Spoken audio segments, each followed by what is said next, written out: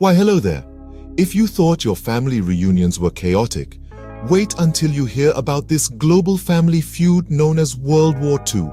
Now, brace yourself for a ride because history is about to get hilarious. So it all started with this guy, Adolf Hitler. You may have heard of him, the man with the Charlie Chaplin mustache who, unfortunately, was not nearly as entertaining.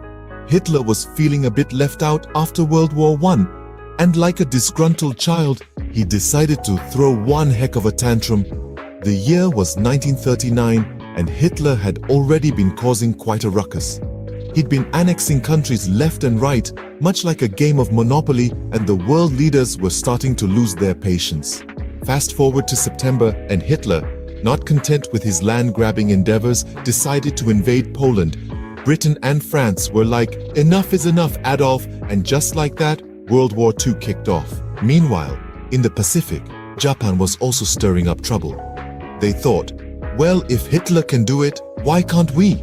And so, they started their own version of Monopoly, with China being the first unlucky property on the board. Now, the United States was trying to stay out of this mess. But Japan, in an act of boldness, or perhaps madness, decided to bomb Pearl Harbor in 1941. The US was like, "Oh no, you didn't," and joined the war, officially turning it into a worldwide free-for-all. Back in Europe, Hitler was realizing that he might have bitten off more than he could chew.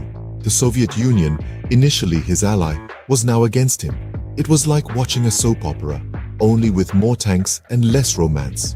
By 1945, things were not looking good for Hitler. The Allies were closing in, and he decided to take the coward's way out. Meanwhile, the US decided to drop not one, but 2 atomic bombs on Japan, ending the war in the Pacific. And there you have it, folks. World War II in a nutshell. A game of global monopoly gone very, very wrong. Hitler and his pals started a fight they couldn't finish, and the world had to pay the price. It was a time of chaos and destruction, but also of unity and resilience. So the next time you're feeling down about your family reunion, just remember, it could always be worse. You could be fighting World War II. Now, wouldn't that be a story to tell? Thank you for joining me on this historical roller coaster ride. Remember, history doesn't have to be dull.